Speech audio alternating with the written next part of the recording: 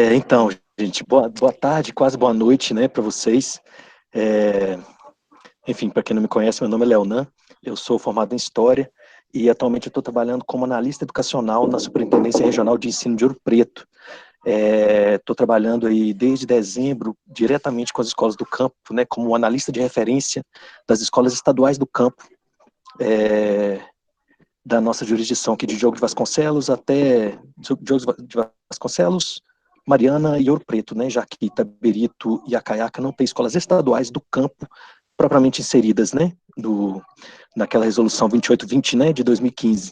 28, desculpa, 2820, eu acho. Bom, primeiro eu queria elogiar, gente, vocês por essa iniciativa aí do Giracampo, tá? Por ter estendido o convite também para os professores das escolas. Eu não tenho formação em educação do campo nenhuma, eu estou aprendendo com vocês, alguns de vocês já me conhecem aí, né, Jucimara, acho que Maria Clara já esteve nas reuniões lá também, e bom, indo direto ao texto aí, e a pergunta de vocês, eu tenho lido alguns outros textos, né, sobre educação do campo, mas esse texto em si, eu achei ele muito bacana, porque ele, apesar de ser um pouco mais longo, é, mas eu não posso falar muito também, que eu falo muito e eu escrevo muito também, mas ele toca naquelas perguntas iniciais que vocês colocaram ali, eu acho que já mostra a importância desse texto, né, desse trecho, parece que é um trecho de uma tese, não é de doutorado ou uma dissertação de mestrado. Na verdade, ele é um livro de uma formação de professores. A gente até Ah, pode disponibilizar esse livro, que fala de outras coisas também. não, por favor, depois, do jeito que vocês puderem mandar por e-mail, né, alguma coisa Sim. assim, eu vou agradecer. Eu achei muito bacana porque ele toca em muitos conceitos que são importantes para quem está trabalhando em escola do campo e quem está começando a aprender sobre escola do campo, né? E aí aquelas perguntas iniciais que vocês colocaram lá vão diretamente sobre esses conceitos, né? O que é a escola do campo, o que é agroecologia, o que é agricultura familiar, o que foi a Revolução Verde, né? Que tem um nome que parece que é uma coisa muito boa, mas na verdade quando você vai estudar, né, choca um pouco, né? Então, assim, falando um pouco do texto aí, e sobre perguntas que vocês lançaram aí sobre o que é educação do campo, na página 59, tem um parágrafo que eu até marquei aqui, que eu achei muito bacana, que fala o seguinte: a educação do campo assume os princípios da educação popular, com bases dialógicas, reconhecendo a validade dos diferentes saberes. Pauta-se na formação humana integral, omnilateral, considerando as diferentes potencialidades dos seres humanos. Entende a educação ligada à vida, à cultura, e reconhece os diferentes espaços formativos que não se restringem ao estabelecimento escolar. Concebe a educação de modo coletivo, comunitário, visando a consciência crítica articulada com a transformação social. E no parágrafo anterior fala justamente que todo esse conceito, ele contrapõe aos valores hegemônicos. Gente, e essa questão da hegemonia, ela é muito, essa questão da educação hegemônica contra a educação crítica, eu não sei, e aí eu pergunto para vocês também, né, que estão na graduação, ou saíram da graduação há pouco tempo, eu fiz minha graduação, eu formei em 2004, né, então, o dinossauro falando aí, eu não me lembro de ter visto nada sobre isso naquela época. Tudo bem que, assim, né, educação do campo, pelo menos de acordo com o contexto, ela estava se consolidando enquanto educação do campo nessa época aí, né, no início do século XXI. Tanto que o conceito de educação do campo vem em 2002, né, através de alguns congressos, se eu não me engano agora, tá, com a leitura do texto. Então, eu me pergunto, né, e aí, hoje eu tenho contato com alguns estudantes de graduação também, que eu conheço, de curso de licenciatura, e alguns deles... Oi, filhão, beleza? E alguns deles, e muitos deles, na verdade, a maioria deles, se não todos, não tiveram, e que estão em seu terceiro, quarto, quinto período, não tiveram contato nem com esse conceito ainda. Eles desconhecem essas questões ligadas à educação hegemônica e educação crítica. Enfim, né?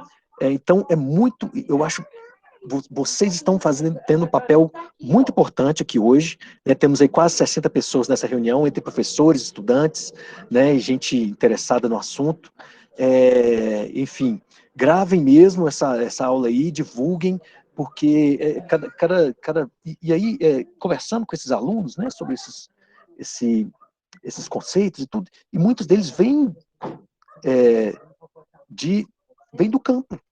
Muitos deles tiveram todas essas dificuldades ligadas à escola, né? A dificuldade de acesso, de que chove, o ônibus não chega, enfim, a escola não gosta da escola, porque a escola é isso que o autor colocou aí, né? A escola não tem esse trabalho dialógico de dar voz para o aluno, de ouvir o aluno primeiro para saber o que ele sabe, para depois ensinar, enfim. Mas a gente sabe que, claro, isso tudo depende da gente, hoje em dia, de levar, de atualizar professores, de atualizar a gente mesmo, de divulgar esses conceitos, né, entre nós.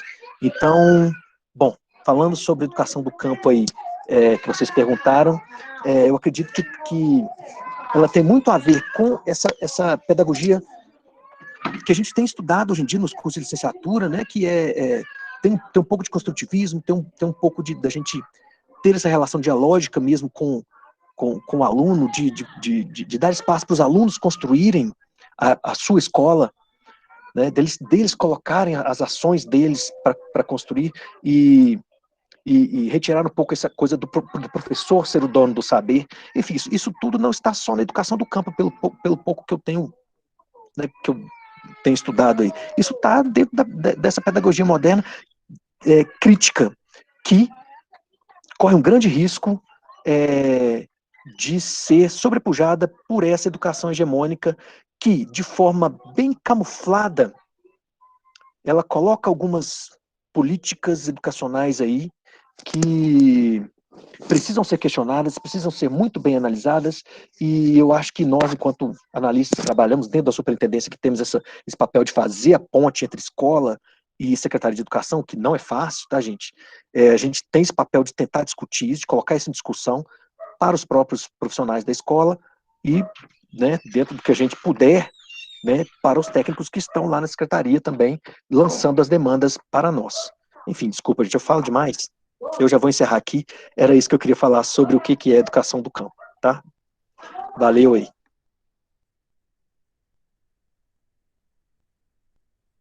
Não, ótimo, é isso mesmo, assim, a educação do campo ela é muito recente, né? Então, depois, né, a gente vai entrar um pouco mais no texto, mas ela é uma coisa, assim, um pouco mais de 20 anos que se começou a pensar a educação do campo, né, com esse termo que a gente está falando aqui. Não é que não existia, né, escola nas áreas rurais, né, mas o termo educação do campo é uma coisa muito recente. E aí o Devani, né, falou que estava em dúvida, né, com questão rural e urbana. Não, rural e do campo, né, que eu perguntei um pouco o que gera. Então, essa questão também é uma outra discussão dentro da educação do campo, porque o rural ele é um termo utilizado mesmo pelo agronegócio, né, pelas indústrias, então é um termo pejorativo. Então, quando a gente fala assim, eu moro na área rural, é uma coisa negativa, né? A gente associa uma coisa de não tem qualidade de vida, é um sofrimento, é um trabalho árduo, não tem uma remuneração justa. Então, o rural, né, quando a gente fala em educação do campo, né, a proposta da educação do campo, ela vai contra a educação rural. A educação rural é uma educação, você oferece a educação, né, nas áreas rurais, mas visando que eles vão trabalhar, né, fora. É uma formação que não tem ligação com a comunidade, ela não dialoga com a comunidade, ela está alheia àquele espaço que a escola faz parte. Né? E a escola pode ou não estar na área do campo, né, na área rural. A escola pode ser uma área, né, da cidade, um distrito que atende pessoas de comunidades rurais. Mas não é uma educação, né, educação rural, ela não é uma educação que visa a comunidade mesmo, né, é uma educação totalmente alheia à realidade do lugar que ela está. Né? Então, tem vários projetos de formação técnica, né, às vezes escolas tem algumas escolas técnicas, né, que tem essa concepção rural também, que oferece, às vezes, uma formação técnica mais para servir a indústria do agronegócio do que mesmo, né, das comunidades rurais, né, se eles trabalham com plantação, com agricultura, ou, né, com a questão do leite, enfim, ele não dialoga com a realidade daquele lugar.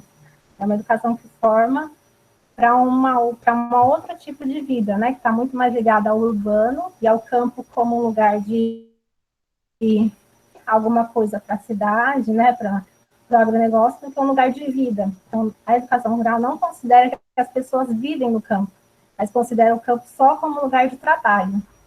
E a educação do campo, quando a gente já usa, né, a educação do campo, ela já considera que as pessoas que estão nesse lugar, elas vivem nesse lugar, elas produzem nesse lugar, elas nascem, né? Então, é um lugar de vida social esse campo, né?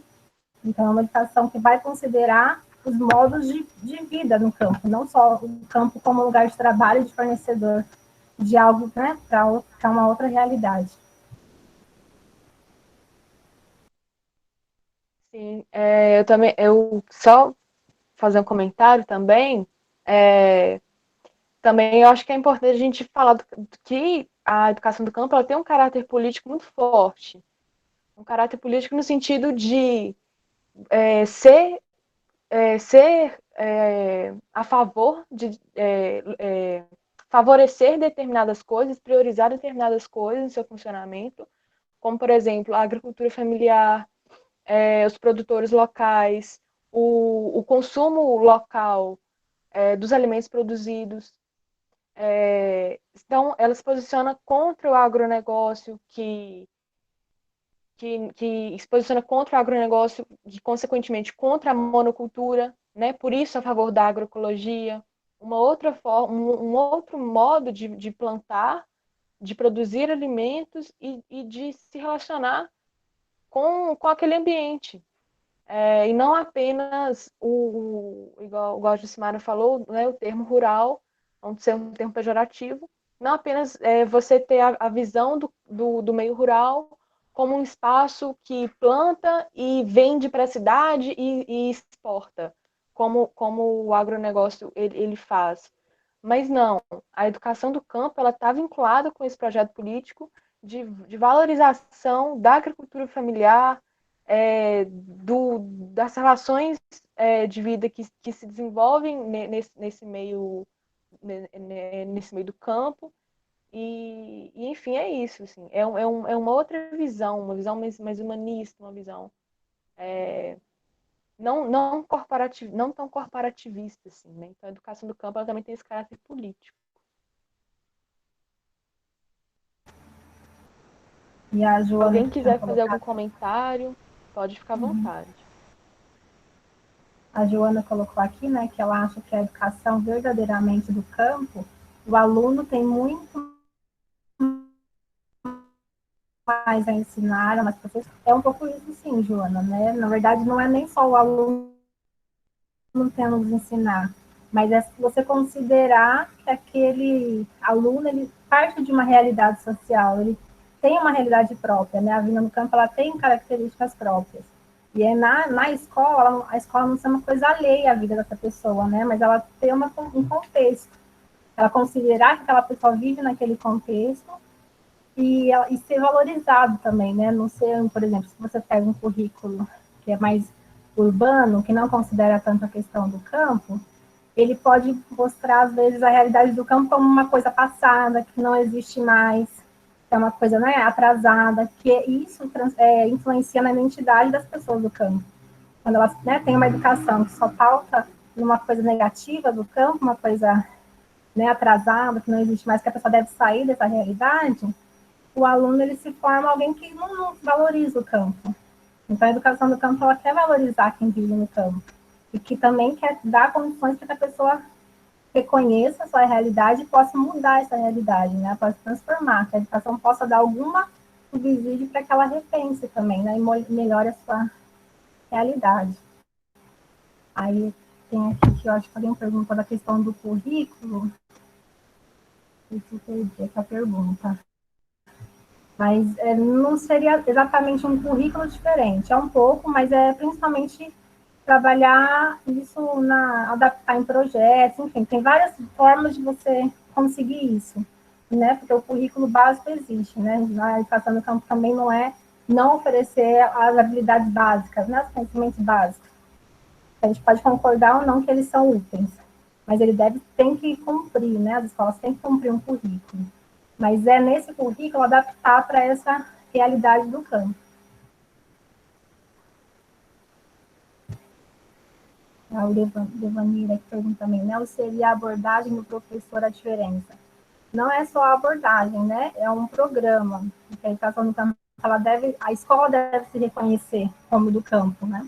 Então, todo mundo da escola deve fazer parte desse processo, né? Dessas adaptações. Aí, não sei se alguém quer falar, pode falar, até a gente parte uma outra parte, a questão dos marcos, que eu acho que vai ajudar um pouco a compreender. Pode passar um pouco, aí depois a gente volta para quem são os povos.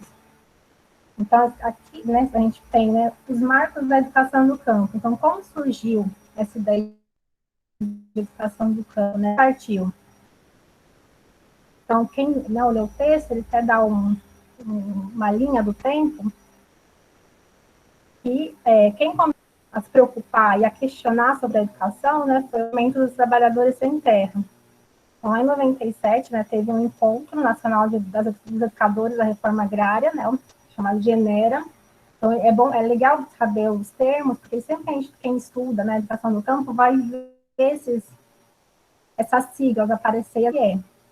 Então, né, partiu do MST, que eles consideravam que a educação, né, que eles tinham, eles estudavam escolas, né, regulares, não dialogava com a realidade deles, não só na questão do currículo, mas também a realidade da vida, né, da colheita, da organização social, dos tempos, né, da escola, que é um tempo determinado, e às vezes quem mora no campo, né, e tem a produção no campo, tem a questão, né, de tempo de chuva, é diferente de tempo de colheita, de tempo de seca, enfim, eles viram que aquela educação não contemplava o movimento, né, e a formação, né, das crianças, dos adultos, dos adolescentes, do movimento. Então, era uma educação que não dialogava.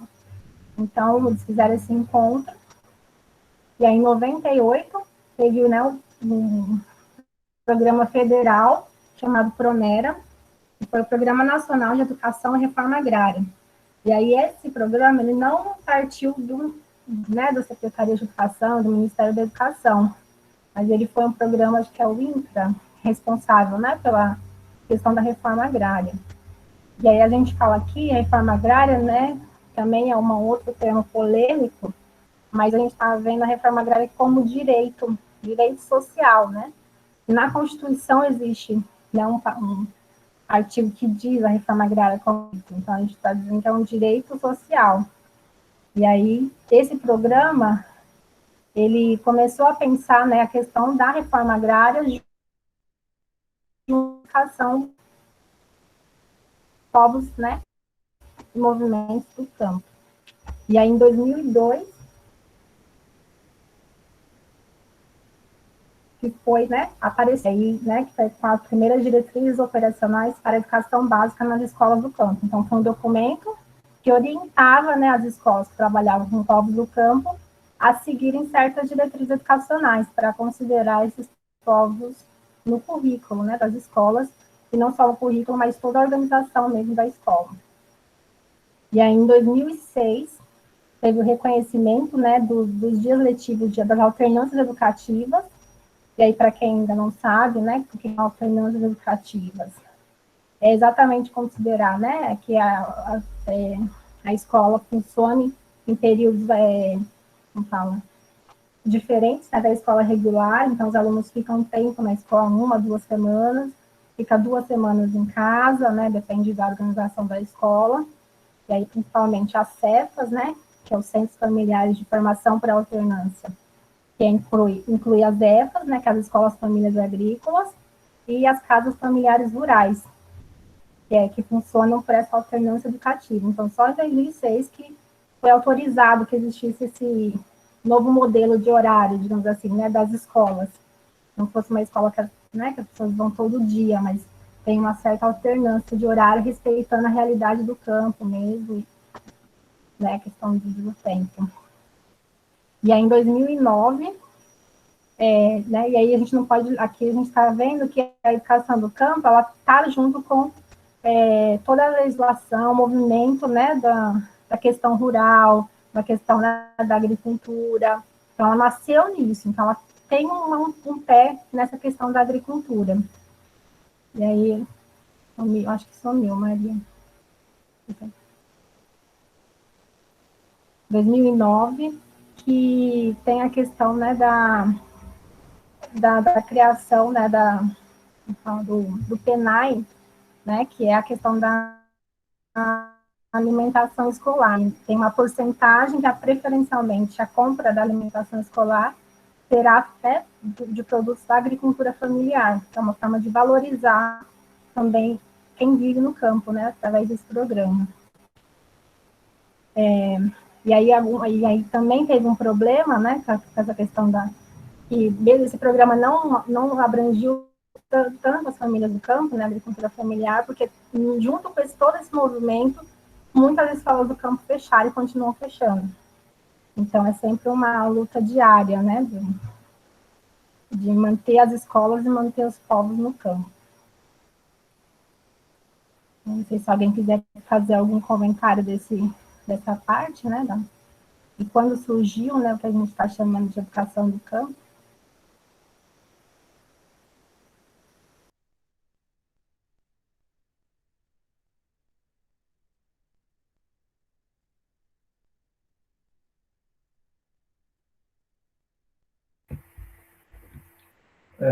Boa noite. Tá aberta a intervenção? Sim, Henrique, pode. Vocês estão me ouvindo? Sim. Meu nome é Henrique, eu trabalho com educação do campo na rede estadual, em Lima Duarte. Tem mais outros 3 colegas também de Lima Duarte que estão aqui, o Lídio, a Poliana, a Bia. A gente ficou muito feliz com o espaço. É uma necessidade que a gente que trabalha com a escola do campo da rede estadual tem, porque os professores não têm essa formação. Inclusive, queria agradecer a vocês, porque a gente pegou o texto que vocês sugeriram para o estudo hoje e a gente vai fazer um estudo amanhã com o grupo da nossa escola, usando esse texto. Então, já está sendo para nós um fator orientador para a gente conseguir melhorar a nossa condição de trabalho assim, na educação do campo a nível de rede estadual, né? A gente sabe que tem várias diferenças, várias realidades, as escolas de assentamentos, as EFAs. Então, eu queria agradecer para vocês esse espaço, né? E essa possibilidade da gente estar conseguindo também aproveitar já imediatamente para o nosso processo na nossa localidade, né?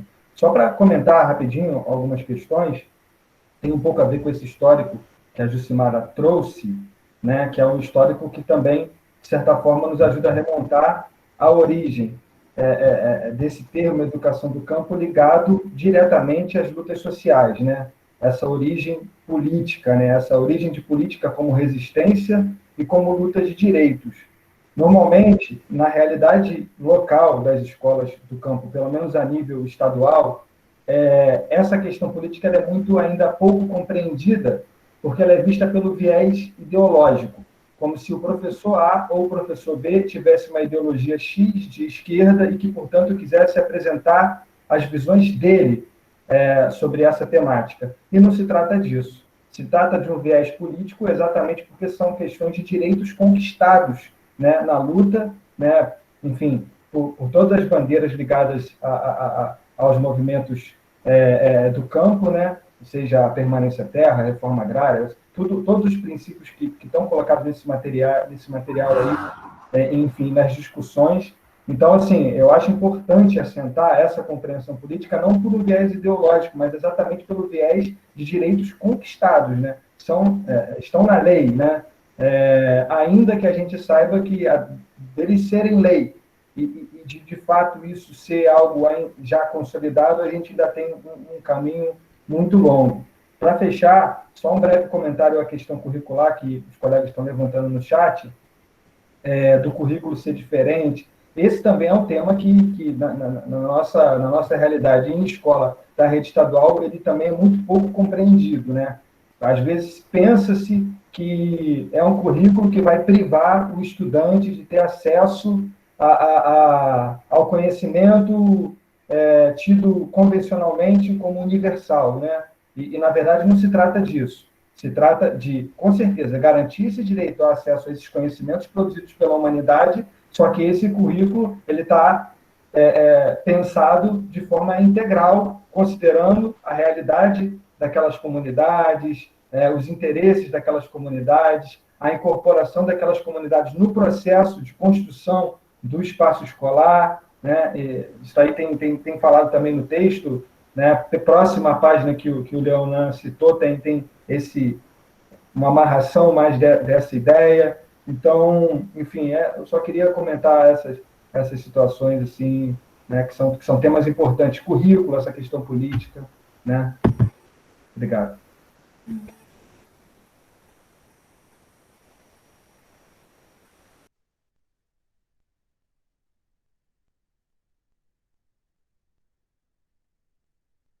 Mas alguém quiser falar, fique à vontade, viu? Tirar dúvidas, aqui para construir esse conhecimento juntos.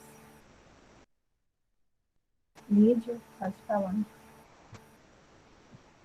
Então, primeiramente, boa noite a todos os presentes, né? Nosso companheiro aqui, Henrique, falou da nossa presença aqui com a necessidade, com a busca de uma formação, né? Para a gente poder também minimamente estar dialogando com o nosso grupo de professores. A nossa escola é uma escola que é bem grande, né? Tem cerca de 750 alunos e tem 2 endereços rurais, né, do campo que abrangem muitos estudantes do campo. A nossa escola tem mais de 14 comunidades do campo, né, divididas tanto nessas escolas que são segundos endereços, São Domingo da Bocaina e Conceição do Ibitipoca, como na sede também tem alunos que são oriundos do campo. E nesse momento de pandemia, eles estão muito fragilizados, muito vulneráveis, a questão de acesso é muito precária, quando não inexistente. Então, a gente está debruçando, tentando ver a melhor forma de ter alguma intervenção mínima possível nesse momento. E a educação do campo, né, ela foi forjada pela luta dos movimentos sociais, sobretudo do MST, em 94, né, e essa luta não parou ali, ela continua até hoje por uma questão de sobrevivência, né, uma questão desses alunos existirem como indivíduos, membros de comunidades que têm seus costumes, que devem ser respeitados. Essa tentativa de urbanizar a educação do campo é justamente que a gente vai ao contrário com esses momentos, né? Buscando, ao contrário, valorizar a educação que eles têm, a nos oferecer para que nós possamos forjar, tentar, né, um diálogo, chegar a um currículo, como a menina estava comentando no grupo, lá de Barra Longa, que realmente é um sonho, uma utopia da gente. A gente está tentando conquistar essa maturidade de propor um currículo para o Estado. A gente está tentando fazer esse elo Estado, educação do campo, voluntariamente. É uma luta difícil, uma construção, que a gente está também engateando. Tá certo, pessoal? Obrigado. Obrigada, Lídia. Mas alguém quiser falar, está aberto. Compartilhar, né, essa questão, né, da não formação da educação do campo também, as dúvidas ajudam a gente a ir atrás das respostas, né, para a gente compreender.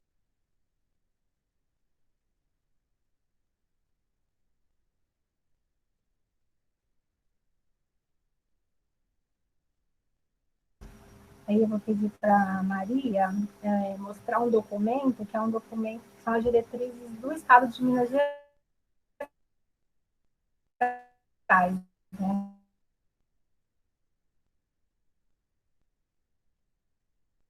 Dos marcos, né, a nível federal, e é todos os estados que têm esse documento. Então, existe um documento que ajuda, né, a gente pelo menos a ir atrás dessa questão, né, da educação do campo e do Estado.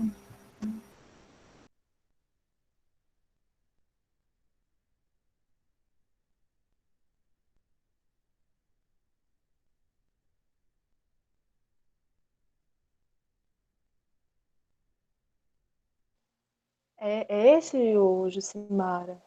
É isso mesmo? Isso, aqui mesmo, isso.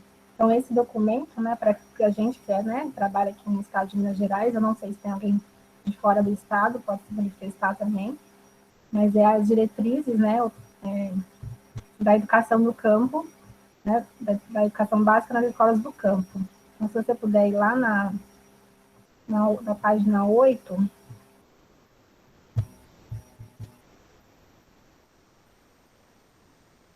pouquinho mais para cima, onde está o título.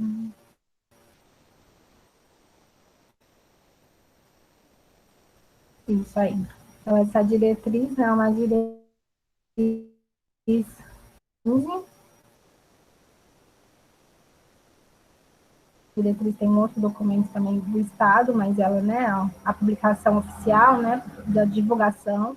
Até algumas escolas, acho, tiveram acesso a esse documento, algumas nunca tiveram. Então, é um documento, assim, que ele apresenta, vou aumentar um pouquinho, mas ele apresenta os artigos, né, de começar a pensar, assim, o que o Estado também está considerando como educação do campo. Então, acho que esse artigo, ele tem vários, né, tem vários artigos, e esse documento, ele é muito importante, assim, porque ele dá a gente consegue entender, né, um pouco, assim, o que é, quais são os níveis, né, da educação no campo, como se organiza, né. Então, assim, vai apresentar, né, quem são os povos do campo, pode descendo, quais são as escolas do campo, o que são consideradas escolas do campo. Eu até queria chamar a atenção para esse ponto, e aí até convidando, provavelmente no dia 28, agora, desse mês, a gente vai ter uma palestra, né, uma roda de conversa um pouco mais ampliada, foi uma demanda, né, dos professores, no grupo que a gente tem, né, do grupo de trabalho em educação do campo, e entender quais são as escolas do campo, né, porque as escolas estaduais, alguns receberam, né, instituídas as diretrizes, então as secretarias, né, as superintendências, escolheram as escolas que elas consideravam do campo, a nível estadual. Não, isso não quer dizer que não existam outras escolas que também poderiam ser consideradas do campo. É uma questão política mesmo para, né, para nomear essas escolas. Mas o que são, né? Então, as escolas do campo, segundo as próprias diretrizes, né? Então, é aquela escola situada em área rural, conforme definida, né, pela Fundação Instituto, né, Brasileiro de Geografia e Estatística, ou aquela situada em área urbana, desde que atenda predominantemente as populações do campo. Então, ela é direta, né? Então, as escolas do campo, mesmo que não seja reconhecida pelo Estado, são as escolas que têm a população do campo, estejam elas localizadas, né, nas comunidades rurais ou não. E aqui na nossa região acontece muito, né? Algumas escolas, não só no distrito, né? Que tem as escolas estaduais de distritos, que são consideradas do campo, mas às vezes tem alguma escola localizada na sede que atende, né? A questão com transporte e não são consideradas do campo. Ou até algumas escolas de distritos são consideradas como urbanas, não consideram que a população é rural, é municipais. Então, a diretriz, ela traz isso. Então, não necessariamente, né, as escolas precisam da denominação, né, do campo, mas se os alunos são da área rural, ela é uma escola do campo. E ela pode ir atrás desse direito, né, que as diretrizes, elas vão fazer vários direitos dessas escolas que irem atrás, né, da formação, enfim, de questão da verba. E aí, acho que pode voltar para o slide. Se alguém quiser comentar, fica à vontade. Então, pensando um pouquinho nessa questão sobre o que a gente estava até discutindo isso outro dia, né, até com o professor Marcelo, e enfim, algumas secretarias municipais, algumas pessoas das secretarias municipais nos procuraram, né, porque elas queriam formalizar as escolas rurais do município como escolas do campo. Inicialmente, me parece que eles, né, enfim, são escolas que já atendem comunidades do campo, né, comunidades rurais, né, e aí, enfim, a gente fica com essa dualidade de conceitos, né, até porque os textos nos trazem uma questão conceitual de que o rural já é um termo meio pejorativo, né? Mas, enfim, nós aqui não utilizamos dessa forma. Então, a gente estava em dúvida realmente sobre como formalizar, né, uma escola municipal, como inseri-la, né? E nós ficamos até em dúvida sobre como que as escolas estaduais se tornaram formalmente escolas do campo, né? E, enfim, ainda estamos um pouco em busca dessa resposta, né, Gismar? Mas me parece que foi uma determinação. Ah, agora tá quentinho, né? Muito bem. E aí uma coisa que nos veio à cabeça, assim, né? Qual que é a vantagem de se transformar uma escola que já é conhecida como escola rural em escola do campo? E uma das coisas que a gente conversou vai de encontro com o que os professores falaram aí lá, né, sobre o currículo. Porque a gente tem essa discussão curricular, eu acho que ela não se encerrará tão cedo, né, e ela vai de encontro com o que falaram aí no chat mesmo, né, nas formas como os professores e como toda a escola lida com esse ensino-aprendizagem dos alunos, né, do campo. Porque nós temos o currículo de referência de Minas Gerais, né? Acabou de ser homologado, do ensino fundamental e da educação infantil, acabou de ser homologado do ensino médio, né? O do ensino médio vem muito também com essa forte proposta de diálogo, né? De trazer aquilo trazer uma maior participação dos estudantes, né? Na construção da escola né? Enfim, até numa parte ali do currículo que seja mais flexível. Enfim, não sou especialista nisso, ainda estou começando a ler sobre isso, mas uma pergunta, né, que a gente pode fazer, né, porque o currículo de referência de Minas Gerais, ele é obrigatório, ele tem bastante coisa dentro dele, se a gente fizer uma pesquisa superficial ali de alguns conceitos, como agroecologia, agricultura familiar, enfim, algo que possa trazer isso em componentes curriculares como geografia e ciências, né, biologia, a gente acha alguma coisa a gente acha, algumas habilidades ali relacionadas a isso.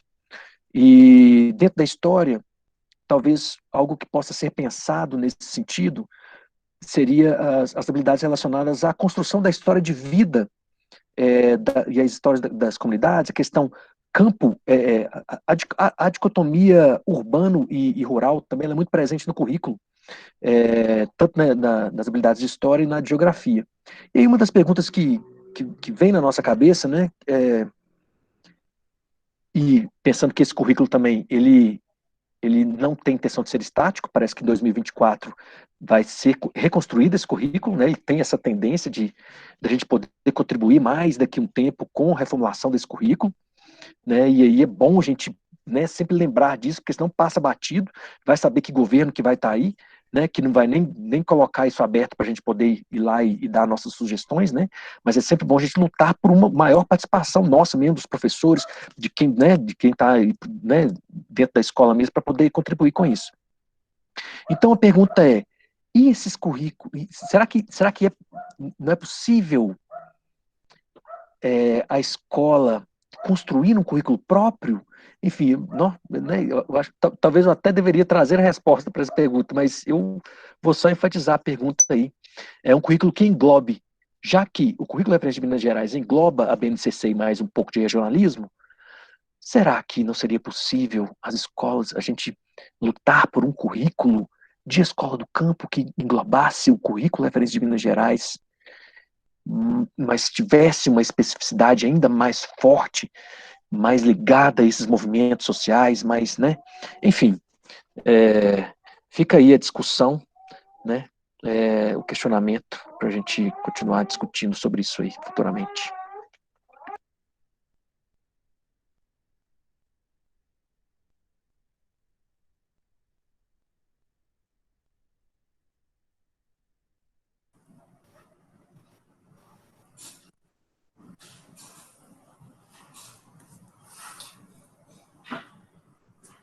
Boa tarde, pessoal. Está aberto, gente. Tem mais sente a vontade de falar.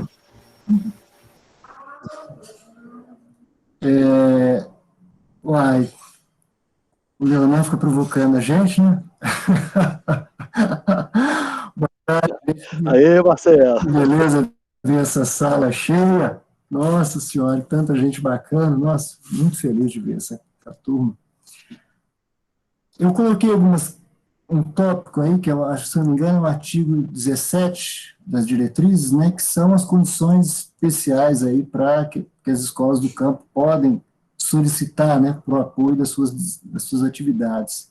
Então, eu acho que, né, como há uma demanda bem mais concreta, às vezes, por parte das secretarias e tudo, então, acho que esse artigo 17 aí, que está no chat, ele pode trazer luzes aí para essa discussão, né?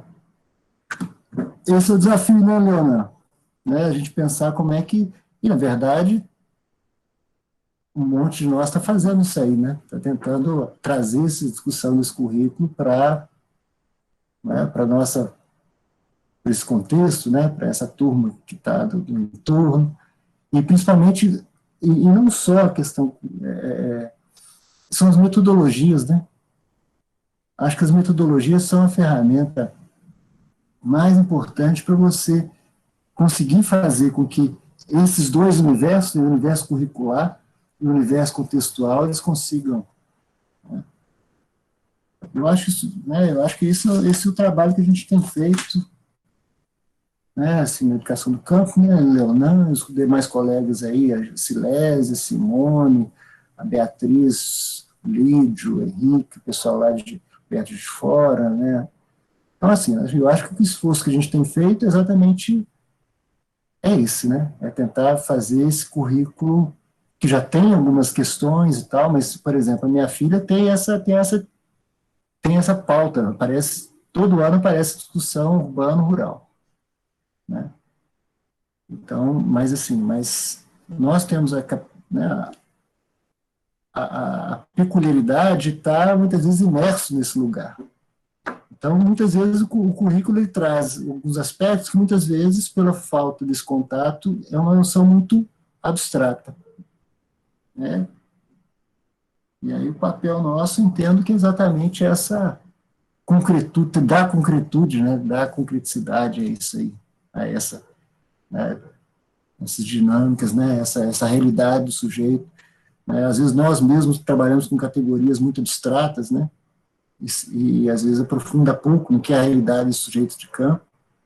A experiência da Silésia, de todos os colegas, de forma geral, mas eu tive a oportunidade de ver os seminários na escola lá, Zé Epifânio, né, então, de como que os professores fizeram uma imersão, né, no campo lá, na realidade, dos sujeitos atingidos pela barragem, né,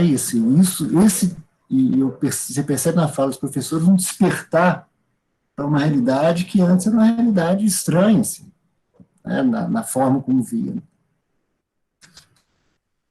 Então, acho esse um desafio. O conhecimento, ele se dá esse é o conhecimento, né?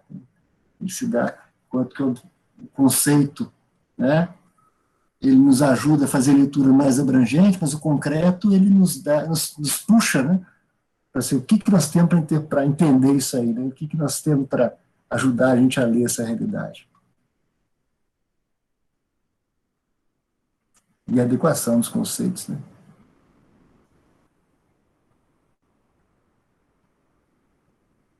Eu paro por aqui.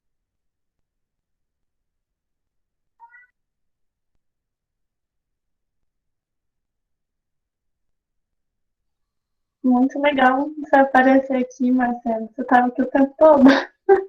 Porque tem muita gente. Aí a Ju estava falando. Cheguei, Que bom que você chegou. Cheguei tem 10 minutos. Entendi. Cheguei A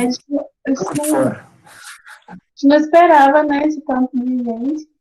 Tá difícil cada um falar, né, e o tempo, tudo, mas acho que a gente pode passar para a pergunta da questão da escolaridade, né, porque é tantos assuntos que é difícil se organizar, até se organizar no mundo mesmo, né, de saber o que a gente faz em relação aos movimentos sociais e equilibrar um pouco da prática com a teoria e os documentos, as leis, tudo.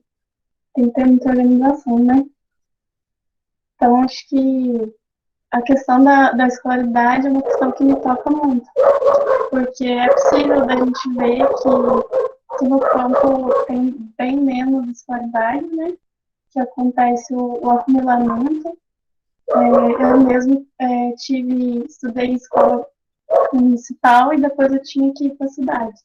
Então, foi aquele nervosismo, né? De ter que passar do município. Pode passar um slide, ou Maria? Não sei se está dando certo.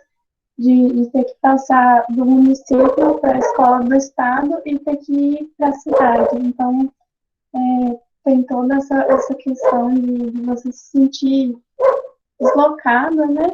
E acho que essa é uma questão importante de se abordar, né? A questão da identidade, porque o campo tem muito que contribuir, né? Que é uma dos princípios da agroecologia, essa associação dos saberes técnicos e dos saberes populares, esse equilíbrio. E é muito importante, porque apesar dos índices de escolaridade, em que toca na questão mais da escrita, da língua, da norma culta, né?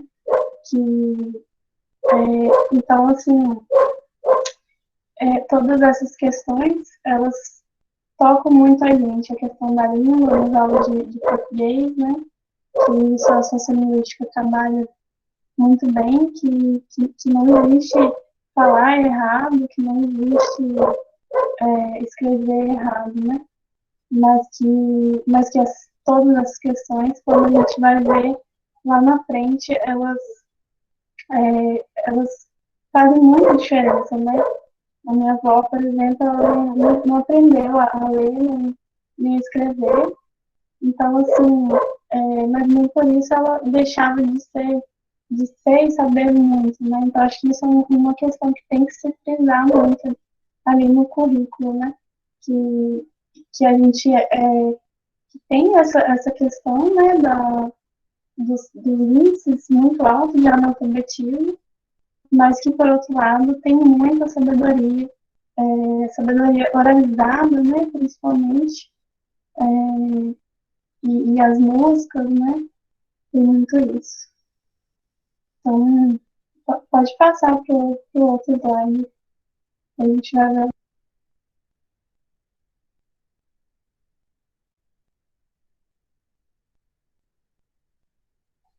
E quem quiser falar alguma coisa sobre isso, esse está nos dos princípios, né? Pode voltar um pouco, Maria. Que são os dados, né? Que falam da baixa qualificação dos profissionais.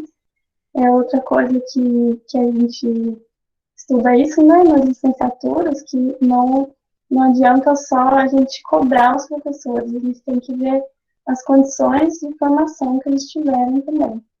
E da infraestrutura, que a gente sabe que também é muito complicado, apesar da paisagem, né? Muitas vezes ser ali um laboratório, né? A terra ser um laboratório, mas a gente precisa também de equiparar, né? Com a educação urbana, também nesse sentido, de ter biblioteca e principalmente a internet, né? Que é uma questão muito complicada, porque as árvores atrapalham no sinal, por aí vai. E por fim, das soluções, se alguém quiser falar das soluções, é uma parte muito interessante, né? A parte que toca na esperança, né? Sim, se alguém quiser comentar sobre isso, né, pode comentar. Eu só vou fazer uma observação antes sobre essas soluções, porque é muito importante a gente pensar isso numa questão do que fazer, né? A partir que a gente sabe dessa precarização, o que fazer. Então, eu acho que, como está aqui no slide, o acesso à terra é algo essencial. E aí entra também um pouco da reforma agrária, né, de garantir terra para todas as famílias que vivem no campo, né? E situações para que elas possam permanecer no campo, né? Não somente isso vale tanto para a questão de trabalho, mas também de acesso à escola. Você tem que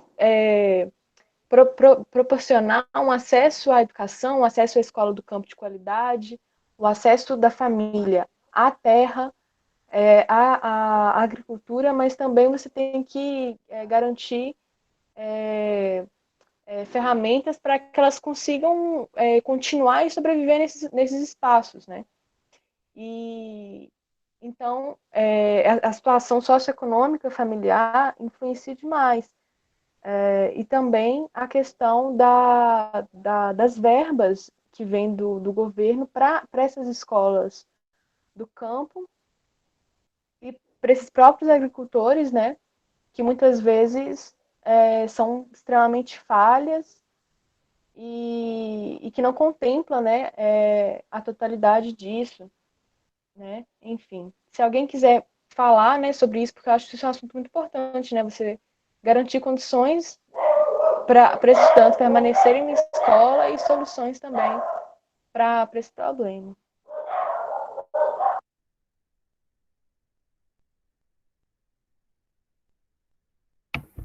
Rapidinho, Posso falar rapidinho, gente? Só para, de repente, ajudar a amarrar aí essa compreensão, que eu imaginei aqui na minha cabeça uma tríplice interseção dessa exclusão aí, né? Que é o quê? A falta de acesso à estrutura escolar, né? Que isso envolve a existência de escola, o acesso a transporte, então seria uma coisa de estrutura escolar mesmo. A exploração do trabalho das pessoas da terra, né? Então tem a ver com latifúndio, enfim, tem a ver com mesmo a exploração assim, das diversas formas que podem acontecer, né? Na terra, e também a ausência dessa perspectiva pedagógica que ajudem as pessoas do campo a se enganjar nesse caminho dos estudos também, porque às vezes as coisas são tão grosseiramente desconexas com os interesses e a realidade do campo que dificulta totalmente que essas pessoas se engajem, né? Que acabem vendo só o único caminho se manter na condição ali de trabalho, enfim. Eu acho que eu vejo essas três situações. A exploração do trabalho, o acesso à terra, a estrutura escolar, tanto física como pedagógica, né?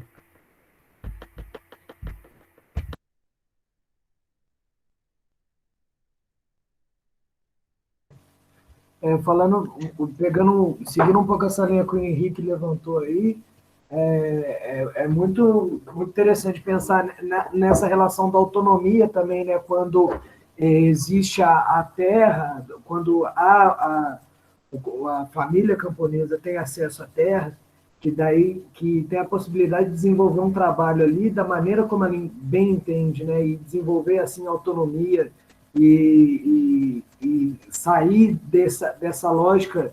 O texto fala um pouco sobre isso também, sair dessa lógica capitalista de trabalhos de exploração, né? De mais-valia, de acúmulo de riqueza.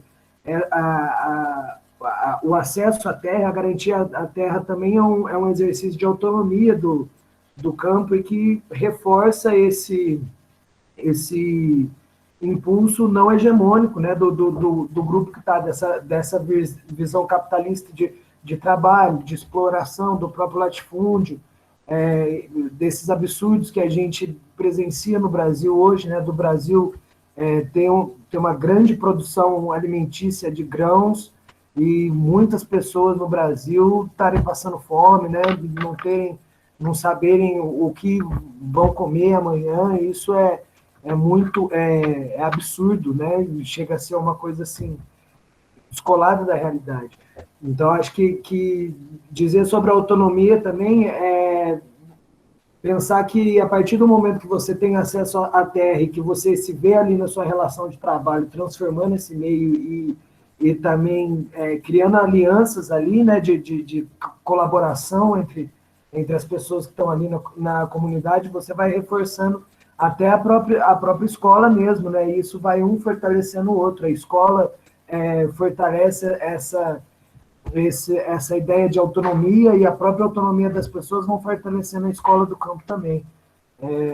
Então, essa coisa da terra também eu queria destacar a questão da autonomia da produção, né? Uma produção alternativa, uma maneira de trabalho alternativa a essa que está dada.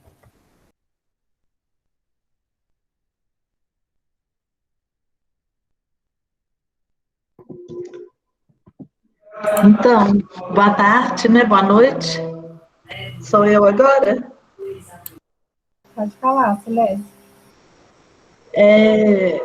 Eu cheguei um pouco, né, depois, mas essa discussão, ela é muito necessária, e quando vocês trazem, né,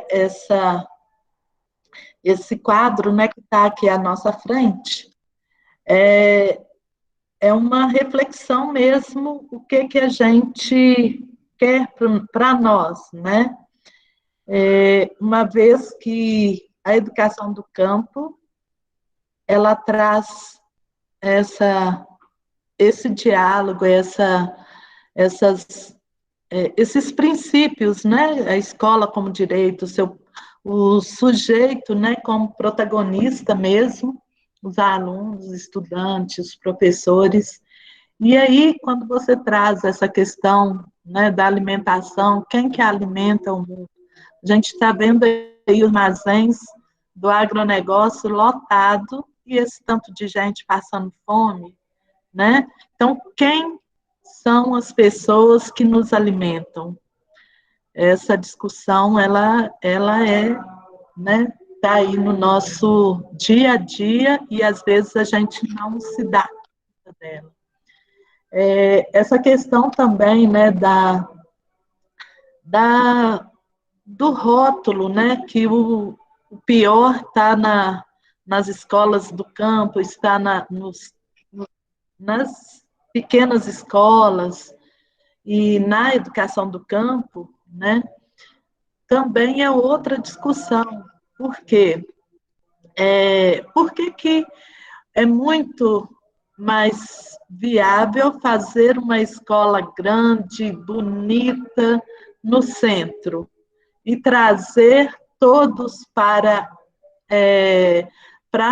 acontecer ali uma educação integral? Que educação integral é essa? Que educação que vai integrar, vai incluir, vai integrar mesmo esses estudantes do campo, né? Outra, aqui, as pessoas, né? Os profissionais são os menos qualificados, os que trabalham no campo. É outra reflexão, né? Por quê? São os próprios sujeitos do campo que trabalham no campo. Quais são as formações dele, né? Ou a formação? Hoje a gente sabe que a LDB, ela exige um mínimo de formação para que o professor entre na sala de aula. Hoje nós não podemos mais ter professores leigos, né? Então, como que ainda a gente tem esse perfil de profissional? Por quê? Né? Então, essa baixa qualificação, né? Que qualidade é essa? Por que eles têm uma qualidade mais baixa do que os outros? Então, eu acho que esses pontos que vocês trazem aqui são exatamente assim os pontos, os eixos que vão sustentar nosso diálogo pedagógico dentro da escola, né? Os próprios profissionais da escola do campo, eles têm que gritar para isso. Eu sou qualificado. Eu tenho uma qualificação, eu tenho uma formação. Hoje, a Escola Padre José Epifânio está em peso aqui. Vocês podem ver aí no chat a lista de presença. Por quê? Não porque eles não tenham, nós não tenhamos, né, uma qualificação, mas porque a gente quer ir além da nossa formação. Queremos entrar nessa discussão, saber conhecer a escola que nós trabalhamos, o sujeito com quem nós trabalhamos. Então, eu acho que isso é muito, muito importante. Quando vocês colocam aqui, né, os equipamentos, espaços pedagógicos, como que são, né? Geralmente, as escolas do campo, né, quando vocês colocam que geralmente ela traz os anos iniciais, isso é um fato. E elas fecham, muitas vezes, por quê? Porque é questão mesmo da econômica, né? Geralmente, eles veem essa situação. Mas, como é que nossas escolas estão equipadas? Ou como que a gente vê o laboratório natural, né? Nós temos, nas nossas escolas do campo, um laboratório natural, tanto de ciências, não digo de internet, de informática, né? Mas ali nós temos uma biblioteca que nós podemos, que é o conhecimento popular, que pode ser transformado numa história mesmo, além de ter necessidade de ter esse contato com outros espaços. Não é porque a gente está no campo que vai ter contato somente com as coisas do campo, né? Nós estamos aí no Estado vivendo um momento tenso, que o Estado está propondo aí, né, de mãos dadas com os municípios, a municipalização das escolas. E aí é uma outra discussão que precisa vir também, junto com essas escolas do campo. Por quê? Municipalizando essas escolas, né, do Estado, geralmente são as escolas de 1º ao 5º, porque o Estado quer ficar somente com o ensino médio, né, de 1º ao 9º. Então, como é que isso vai ser discutido mesmo? Como que isso vai chegar nos sujeitos? Porque tem aquela questão, né, que a gente discutiu até no outro encontro aqui, das turmas multisseriadas, desse rótulo. Então, é muito bonito eu ir para a cidade, né, agora, porque lá tem os professores são qualificados, lá os professores são formados, lá a escola tem laboratórios, a escola tem biblioteca, a escola né, tem espaço, tem quadra, tem isso. Então, eu acho que essa discussão também a gente precisa levar no princípio de reconhecimento dos sujeitos, né? Do protagonismo do sujeito, levar os sujeitos a ser protagonistas, levar no sentido não de conduzir, mas de informar, né? de trazer a escola como direito e o direito dele ser sujeito. Eu acho é um pouco isso assim, né? Desculpa, falei muito bem. Santinho. Acho que é o Wesley agora, né? Pode falar. Boa noite a todos, a todas e a todos. Então, gente, estou aqui acompanhando o debate. Diante desse slide, eu fico a me perguntar, né? A quem interessa essa marginalização do campo?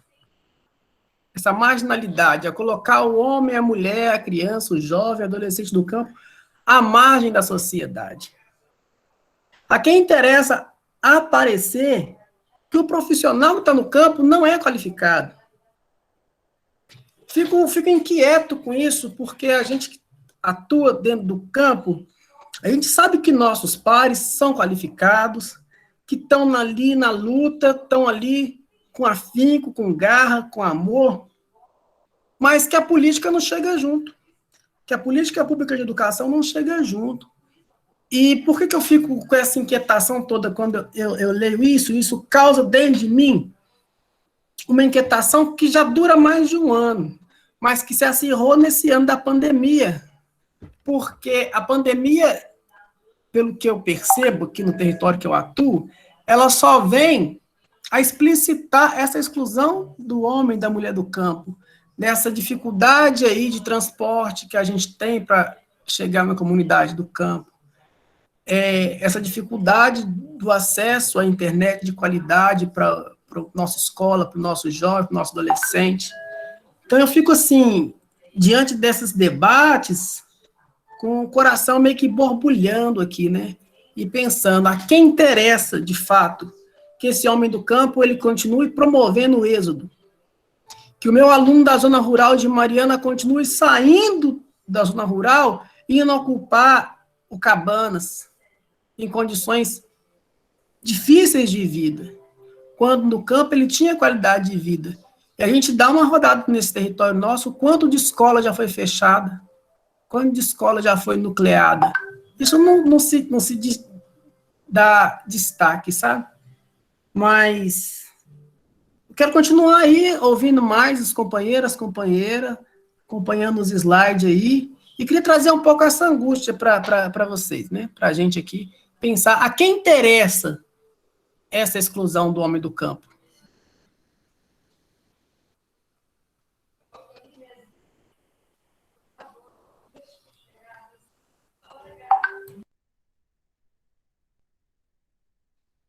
Com certeza, Léo. O que você me falou me tocou muito, porque a gente está sempre achando que a gente precisa saber mais e na verdade, o que a gente sabe é uma troca, né? Não existe saber mais, saber menos. Cada um sabe o que viveu e o que tem para falar. Todo mundo tem alguma coisa para falar.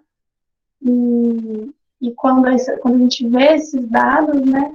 A gente se assusta muito, igual nesse mesmo texto fala que os alunos que entram na universidade, esse texto de 2007, apenas 15% são de área urbana e 3% de área rural. Então, quando a gente vê esses dados, a gente assusta. Mas o que é você estar formado, né? Então, é isso. Quem é o próximo a falar? Tem esse recurso de levantar a mão, né? Não sei se eu...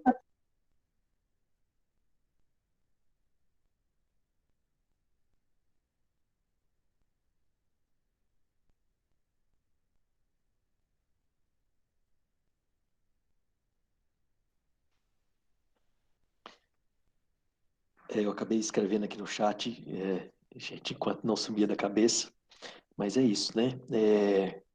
O Wesley, eu acho que ele complementou muito bem aí a discussão que veio de antes e o que a Silésia colocou também, né? Que é a importância de a gente continuar disseminando esse tipo de discussão, espalhando esse tipo de discussão e levando ao máximo de pessoas possível, né? Porque realmente as pessoas não têm conhecimento sobre isso ainda, né? Não tem conhecimento de que existe essa dicotomia entre urbano e rural, né? Colocando o rural como algo atrasado, como algo que precisa ser superado, né? E existem interesses econômicos, né? Que ganham com isso, né? Quando você né, fecha uma escola, e aí o texto traz esses dados e a discussão, né, estava em cima disso, quando você fecha uma escola e o menino, né, o estudante da zona, né, do campo, né, da zona rural, ele precisa se locomover até mais distante, até os centros urbanos, né, ele vai encontrar lá uma escola que valoriza o urbano, né, com professores que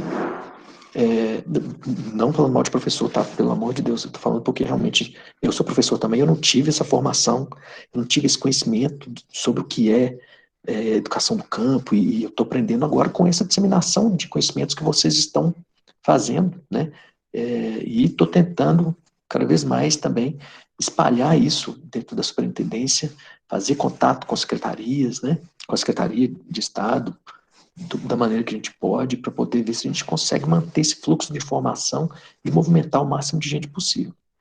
Enfim, estou aprendendo, então também não vou, né? Mas é isso. Então, assim, uma coisa que é interessante de se pensar, que foi colocado aí, realmente é essa questão da municipalização das escolas, e isso já vem de eu não sei exatamente a fonte, mas isso vem de um plano regional de educação, plano mineiro de educação, e já de vários anos. Eu já ouvi falar, inclusive, que já era para o ensino fundamental ser todo municipalizado e as escolas estaduais ficarem só com o ensino médio, né? Enfim, e aí é uma coisa de se pensar também, e aqui está chegando um novo ensino médio, né? E aí, se essas escolas municipais que vão ficar por conta do ensino fundamental não se apropriarem desse currículo que não existe ainda, né, de educação do campo, é difícil, né, para esses estudantes que vão encarar aí, né, uma jornada para o ensino médio, se é que eles vão chegar no ensino médio, né? Então, acho que é muito interessante da gente fazer essa ponte aí com as redes municipais mesmo, e incentivar aí o máximo possível para transformar essas escolas que atendem as populações rurais em escolas do campo mesmo.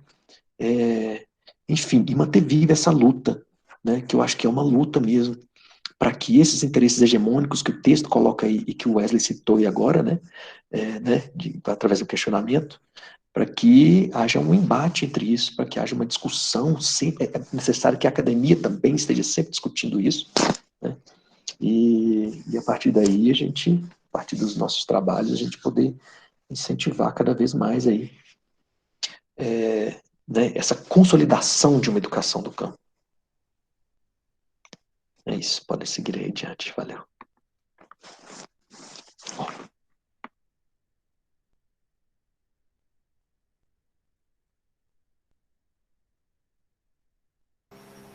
Então, aqui a gente trouxe alguns dos princípios, né, da educação do campo, que abrange muitos temas, e aí eu acho que um processo de formação, né, para nós, como educadores, é entender sobre esses temas, que às vezes a gente também está distante dos temas da educação do campo, e aí talvez compreender, né, quem são os povos do campo, o que está relacionado com essa vida.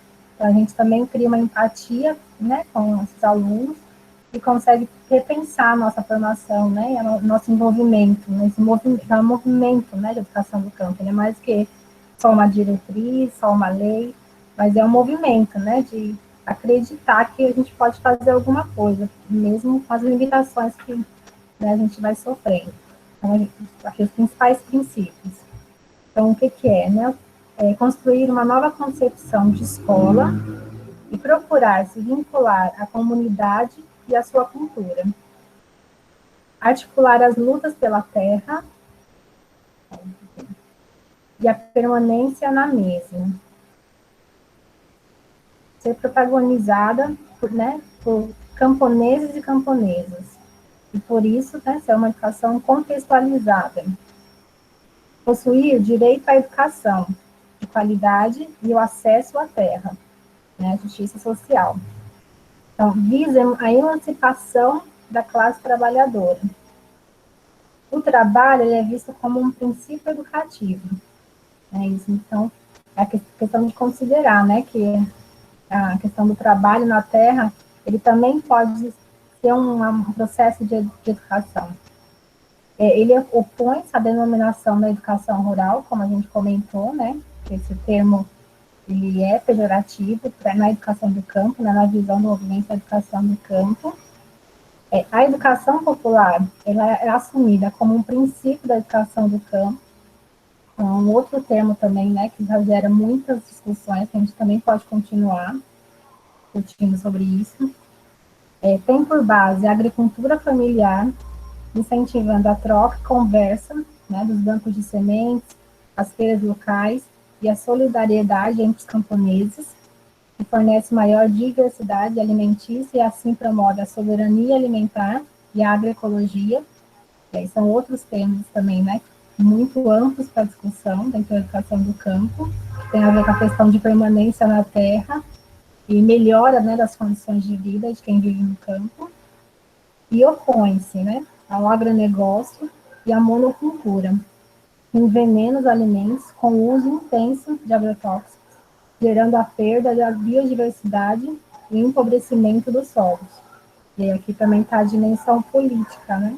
Ela tem, a educação do campo, ela visa um outro tipo de organização mesmo econômica, social, né? Não está no campo ideológico, né? É uma coisa de organização mesmo, né? Do movimento.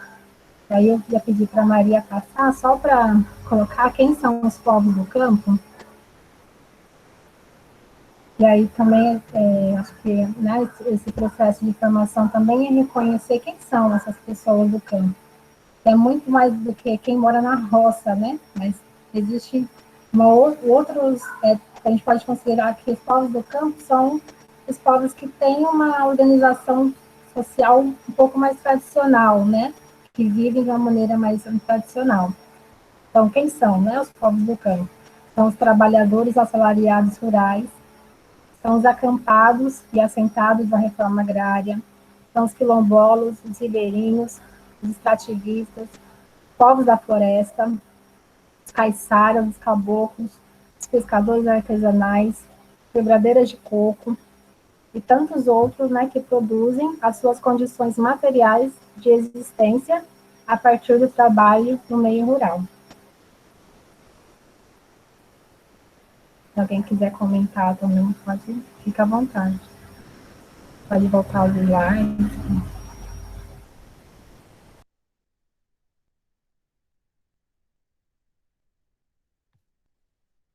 Então, Vilcimara, eu queria tecer um comentário na fala do Leonan sobre a questão da municipalização das escolas.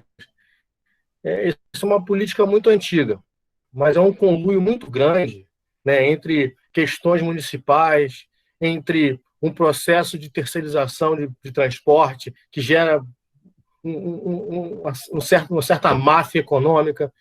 Existe uma predisposição de grupos políticos de tirarem outros grupos políticos, existe toda uma questão muito intrínseca, né? Aqui na região que eu atuo como professor, eu tenho quase 20 anos aqui, e a municipalização foi um ensaio aqui na cidade que eu moro, que não foi para frente, porque ia causar um deslocamento muito grande da massa de mão de obra educacional do Estado.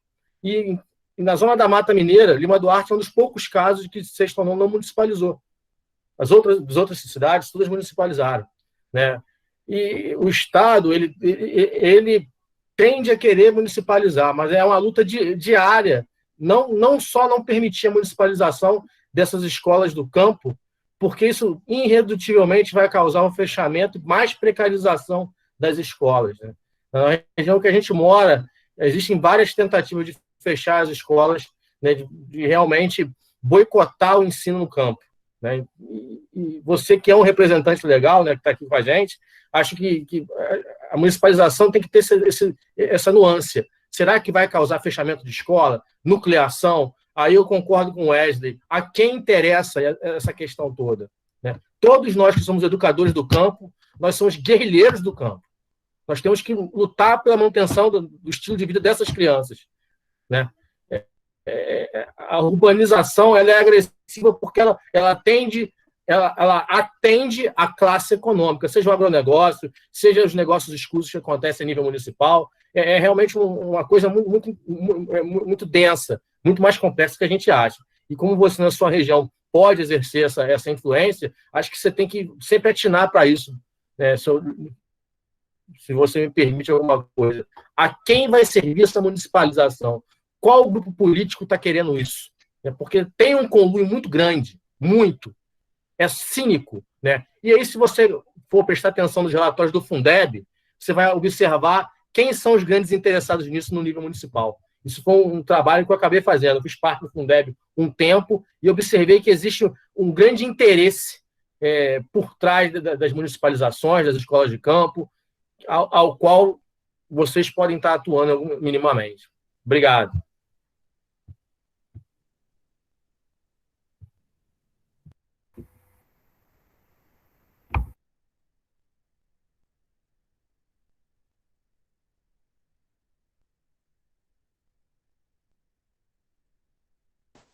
Pode falar, Henrique. Bom, ótimas falas, né? Ressaltar que o acesso, né, para aqueles professores que são das localidades, que são os grandes protagonistas do campo, um professor que é da própria localidade, né? O acesso a uma formação talvez mais igualitária, vamos dizer assim, né? A gente sabe que, para quem está no meio urbano, o acesso a universidades, a cursos, a outras situações, ele é muito mais favorável do que quem está no campo, né? Agora, existe também um déficit muito grande de quantidade de professores que conseguem morar no campo e trabalhar no campo. A gente tem um número muito alto de professores que são de fora e que vão trabalhar no campo, né? E talvez o déficit de formação seja mais nesse sentido, porque o vínculo já é precário. Por exemplo, tem um exemplo aqui: raramente os professores que têm um vínculo efetivo escolhem trabalhar na escola do campo. Então, aqui a gente tem algumas exceções, mas normalmente é quem tem um vínculo mais precário, que acaba escolhendo não por opção, não por engajamento, né? Então, também acho que é legal dialogar com esse sentido, assim, né, de como que a ausência, né, ou a presença recente dos cursos de licenciatura em educação do campo ainda não conseguiu promover uma plena colocação dos professores das comunidades nas escolas, né? Assim, a gente ainda tem muita gente de fora, né? Então, acho que isso também é uma questão que a gente precisa trazer, porque quem é de fora, às vezes, traz uma concepção de cidade, né? E reproduz essa dinâmica de preconceito com quem é do campo, né? Independente da formação que tenha, né? Independente da formação que tenha. Só colocar aqui rapidinho para fechar, que quando acabar essa pandemia, né, que a gente possa fazer intercâmbios para que, da gente que é de rede estadual, é muito importante para nós, professores de rede estadual, conhecer a realidade das EFAs, conhecer a realidade de escolas de assentamentos, né? Então, acho que fortalecer essa rede aí, eu acho que é importante também, pensando no futuro aí, quando acabar essa pandemia. Valeu, gente. Obrigado.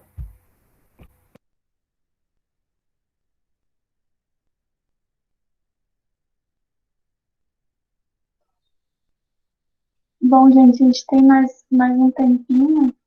Se alguém quiser falar alguma coisa, para a gente já ir finalizando mesmo. E aí, faltam algumas perguntas, né? Volta um pouquinho para a gente no começo, Maria.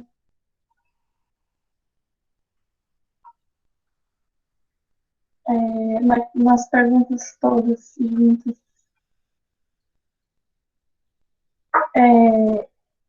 Dia 28 ou 26, eu acho que é dia 26, que é na quarta-feira, final de maio, a última semana de maio. A gente vai ter o segundo encontro dessa roda de estudos, que a gente está tendo a roda de conversa e as rodas de estudos. Então, as rodas de conversas, elas são rodas que são um convidado, né?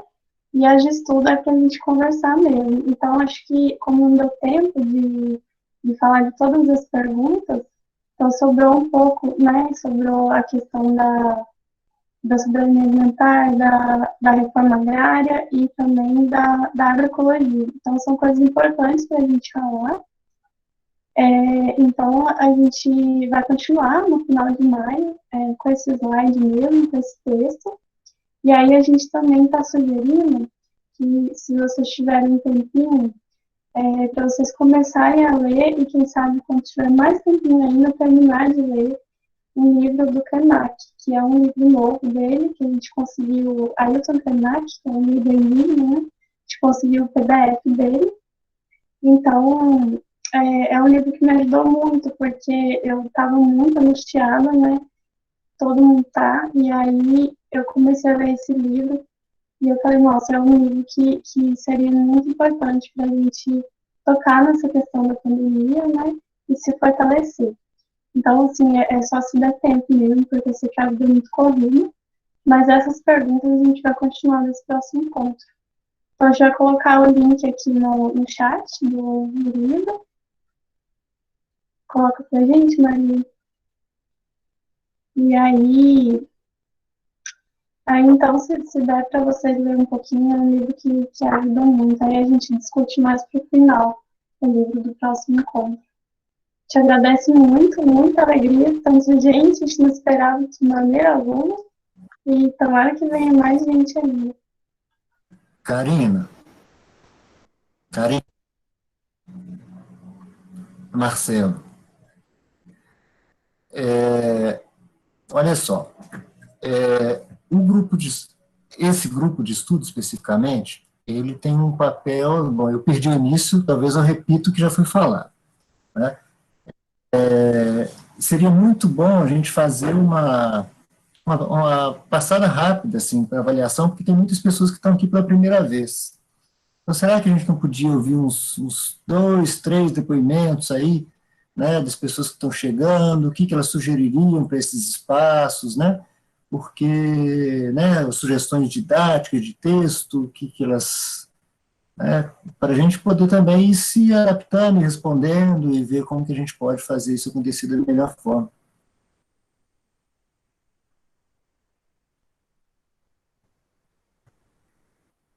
Aí o pessoal está chegando, né, a gente sabe que tem gente aí de vários municípios, inclusive, né, que estão por aí, em escolas municipais, em escolas estaduais, né, na área técnica. Quem poderia trazer para nós aí um comentário, uma sugestão, uma avaliação, que está pela primeira vez?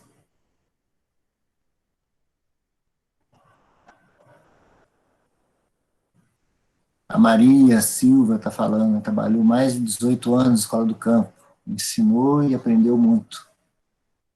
Esse é o papel do educador, ensinar e aprender. Quem gostaria?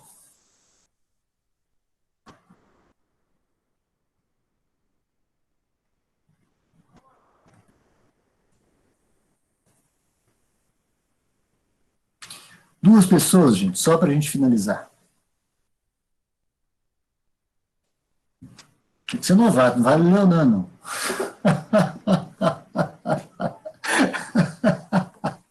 Leonan está todo dia.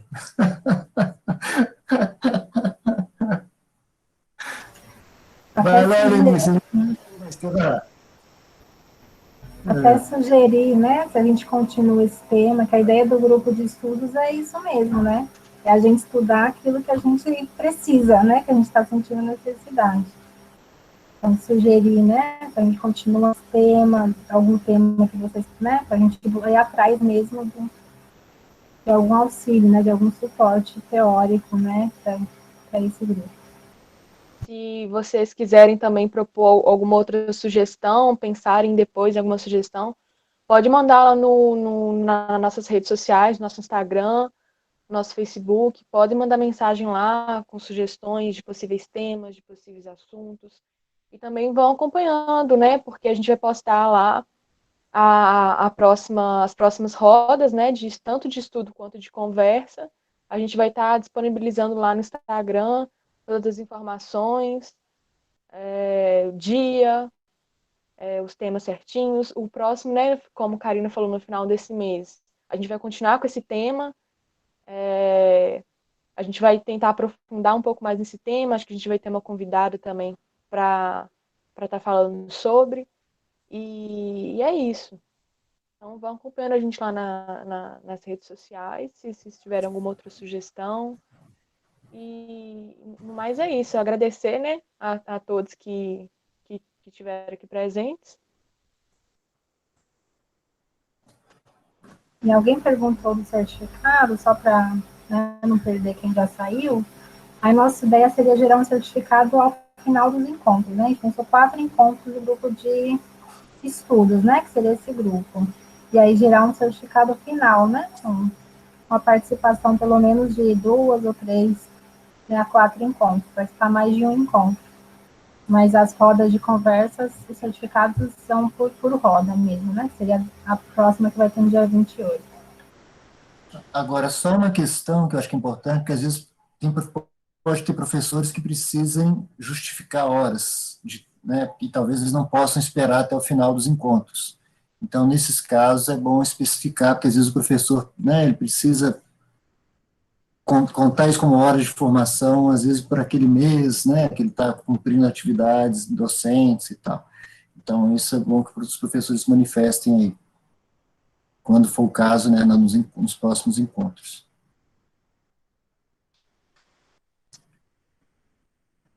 Agora, só uma outra coisa que eu acho que é importante a gente pensar é o seguinte, porque, na verdade, a pausa que a gente daria era por conta das férias, da UFOP, mas as escolas estão a toda agora, né? Então, a gente pegar essa lista, talvez valesse a pena, pensando na questão da pandemia, se a gente não, né, pensaria um outro encontro antes de 26 de maio, que está muito longe. Parece que as questões, né, parece que o pessoal está com muita curiosidade por agora. Então, talvez enviar um e-mail e ver se as pessoas teriam disponibilidade para fazer isso antes, né? Rosângela está aí com a mão levantada. Posso passar para ela, Rosângela?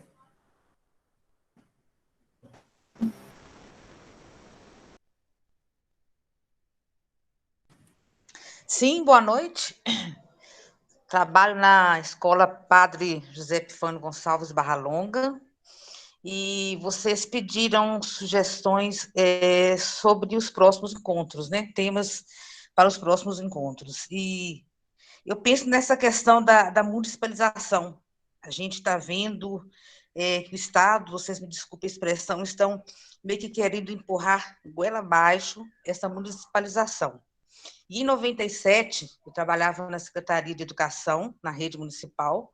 Nós passamos por esse processo, praticamente sem ter conhecimento das consequências, e para Barra Longa, creio que muitos dos professores presentes aí que trabalham hoje na Padre José Epifânio Gonçalves, sabem que não foi, como posso dizer, uma coisa boa para o município, né?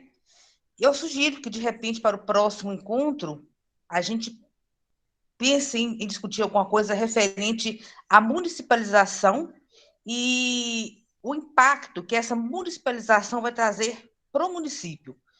Porque agora se promete bastante, né?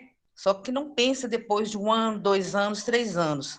Depois que passa 1 ano, 2, 3 anos, o problema fica no município. A prefeitura acaba não tendo condições de manter um estudo de qualidade e, entre outras coisas a mais que a gente, né, não dá tempo de discutir aqui. De repente, eu acho que seria esse um tema de grande importância, de grande relevância, e a gente poderia até convidar outras pessoas para estar participando. Uma sugestão minha. Obrigada.